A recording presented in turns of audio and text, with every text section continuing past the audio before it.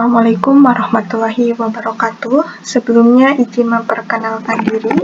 Nama saya Novia Nur Latifah. Nah, teman-teman, di sini saya akan menjelaskan mengenai integral tentu dengan jumlah Riemann, yaitu pendekatan upper sum dan lower sum di GeoGebra. Nah, sebelum masuk ke upper sum dan lower sum, di sini saya akan menyinggung sedikit mengenai integral tentu dan jumlah Riemann. Nah, seperti yang sudah kita ketahui, integral tentu itu digunakan untuk menghitung luas area di bawah kurva. Nah, di sini saya akan menghitung suatu integral dengan GeoGebra dari sebuah fungsi yang ada di buku kalkulus halaman 222, di mana fungsinya itu f(x) itu x kuadrat ditambah 1. Nah, di sini pada interval min 1 sampai 2. Nah, di sini saya akan menghitung integralnya. Langsung saja integral. Kita pilih kolom ketiga, di mana fungsinya itu f(x). Nah, star itu di sini kita isi dengan batas bawahnya. Nah, tadi batas bawahnya itu min 1 dan batas atasnya itu 2. Kita enter, hasilnya 6. Nah, kalau dilihat dari grafik ini, kita dapat menyimpulkan bahwa integral tentu itu menghitung luas di bawah kurva suatu fungsi. Nah, pada interval tertentu selang AB. Nah, di sini intervalnya itu batas bawahnya min 1 dan batas atasnya 2. Nah, untuk jumlah Riemann sendiri adalah metode untuk menghitung perkiraan integral tentu dengan membagi interval menjadi subinterval, sehingga membentuk persegi panjang. Nah, banyak subinterval ini kita notasikan sebagai N. Jadi, N ini menunjukkan seberapa banyak kita membagi interval pada selang AB menjadi potongan-potongan kecil untuk menghitung jumlah Riemann. Jadi, semakin besar N, semakin banyak subinterval, sehingga perkiraannya lebih akurat dan semakin mendekati nilai integral tentu. Oke, misalkan nilai N sama poin batas atas, poin batas bawahnya kita isi ya. N-nya misalkan ada 500 potongan interval, yaitu ada 500 subinterval. Nah, batas atasnya kita gunakan poin biar lebih kelihatan. Nah, kita akan nandai ya teman-teman. Nah, untuk batas bawahnya itu min 1, batas atasnya itu 2. Nah, seperti ini. Jadi, poin ini itu untuk menandai batas atas sama batas bawah agar lebih mudah dalam pengerjaannya nanti. Selanjutnya, nah, dalam jumlah Riemann ini saya menggunakan dua pendekatan, yaitu dengan lower sum dan upper sum. Oke, yang pertama itu saya akan menggunakan pendekatan lower sum. Nah, di mana lower sum itu merupakan pendekatan untuk memperkirakan nilai integral tentu dengan menjumlahkan luas persegi panjang yang dibentuk di bawah kurva persegi. Oke, langsung saja kita akan cari lower sum-nya. Nah, lower sum fungsinya itu f(x). Nah, batas bawahnya itu kita udah ditandai jadi A ya. Berarti kita tulis di sini X. A. Batas atasnya itu XB. Nah, selanjutnya kita tulis N-nya, atau di sini seberapa banyak subintervalnya. Kita enter. Oke, maaf teman-teman, ternyata di sini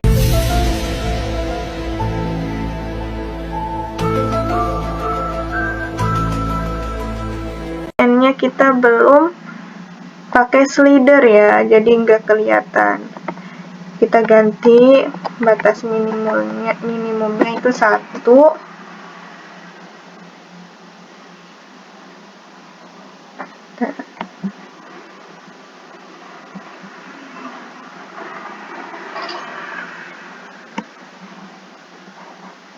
Nah, jadi lower sum ini batas persegi panjangnya itu berada di bawah kurva fungsi.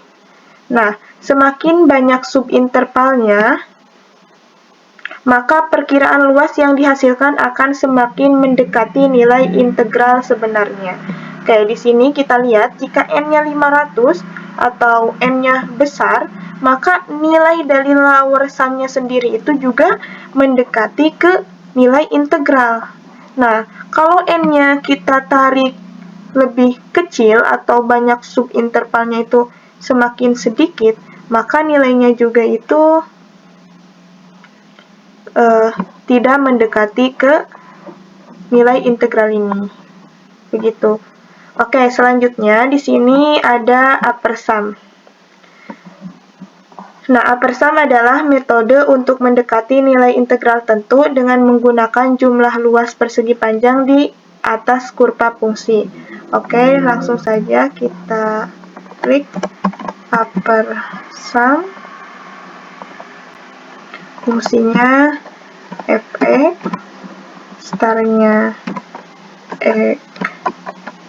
a, n-nya b, dan kita isipkan nilai n-nya atau banyak subintervalnya. Nah, dapat dilihat teman-teman, jadi upper sum itu perseginya itu melebihi fungsi. Nah, kita lihat, kita ganti dulu warnanya. Color warna merah.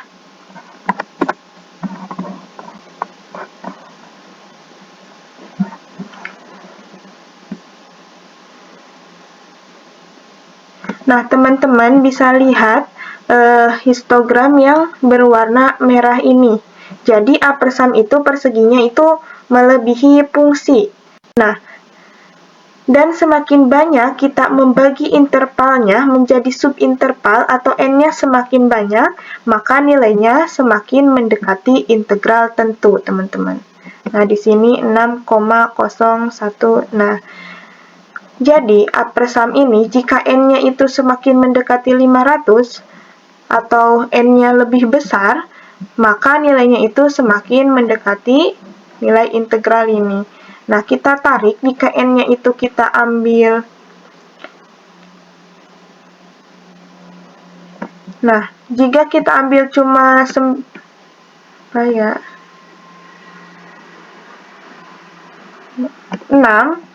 maka nilainya itu nilai maksimal, teman-teman. Kalau lower sum itu nilai minimalnya, karena itu berada di bawah kurva. Nah, jadi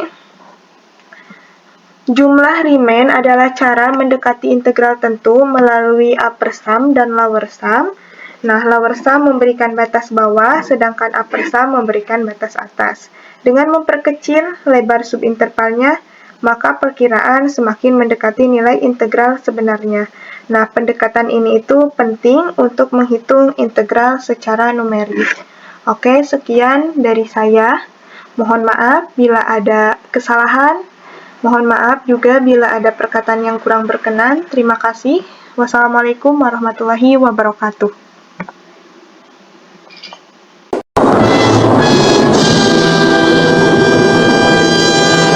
Assalamualaikum warahmatullahi wabarakatuh.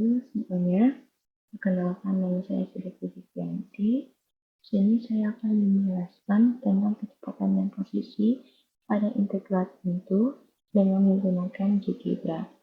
Nah, sebelum saya ke soalnya, saya akan menyinggung sedikit tentang kecepatan dan posisi pada integral tentu pada subbab 4,1 di buku kalkulus pada halaman 227.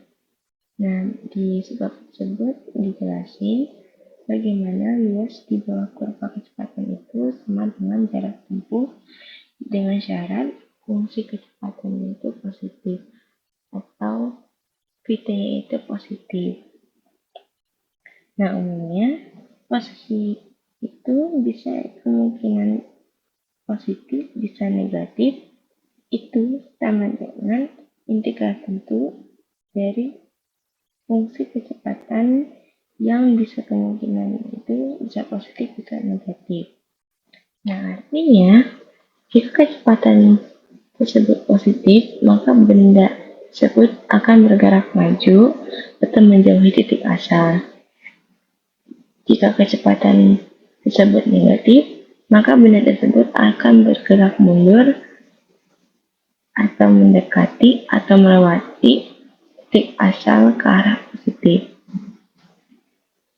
Nah, posisi atau integral kecepatan itu bisa positif, bisa nol, bisa negatif, tergantung apakah benda tersebut bergerak ke depan atau ke belakang dan seberapa jauh benda tersebut bisa bergerak. Nah, langsung aja ke contoh soalnya. Nah, kita bisa lihat soalnya pada buku kalkulus di halaman 229 nomor 26 yang dimana ada dua persamaan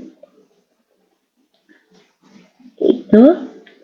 Yang persamaan pertama itu ada jika 0 lebih dari sama dengan T lebih dari sama dengan 2, maka min akar 4 min T kuadrat. Nah, yang persamaan kedua itu jika 2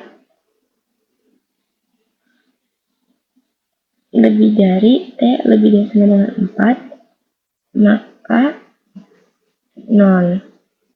Nah, untuk menyelesaikan hal ini dalam GeoGebra, kita akan mencari integralnya satu persatu, mulai dari persamaan pertama dan persamaan kedua.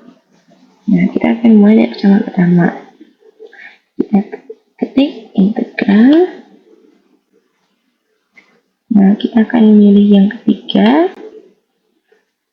Nah, fungsi ini yang dimaksud adalah ini min akar 4 min T kuadrat.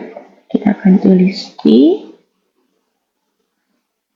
Nah, untuk nilai awalnya kita fokus ke persamaan pertama, itu nilai X awalnya itu 0 dan nilai X akhirnya itu 2. Lalu kita klik. Nah, kita akan mendapatkan integralnya itu sama dengan 3,14.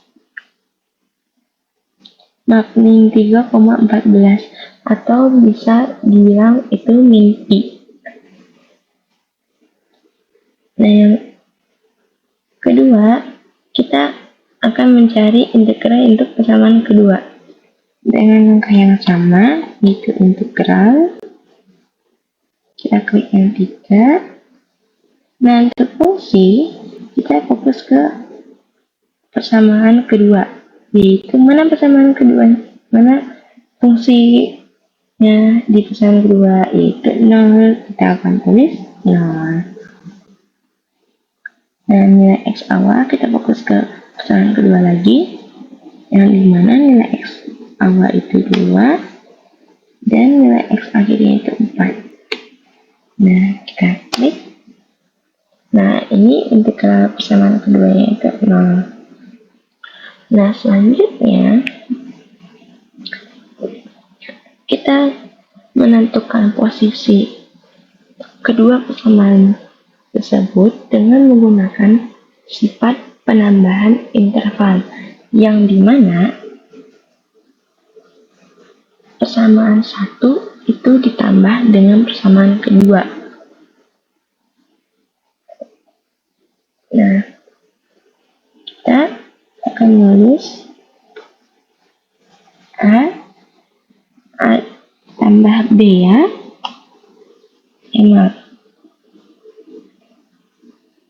Nah, kita tulis A tambah B.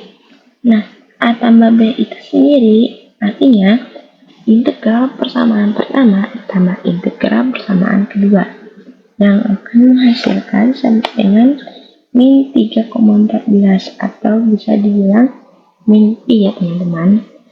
Artinya apa kalau negatif? Nah, seperti yang saya jelaskan itu kalau posisinya negatif artinya benda tersebut melewati titik asal atau bergerak mundur ke arah negatif. Nah, sekian dari penjelasan saya. Kurang lebihnya mohon maaf kalau ada kesalahan dalam teknis penulisan. Mohon dimaafkan. Wassalamualaikum warahmatullahi wabarakatuh.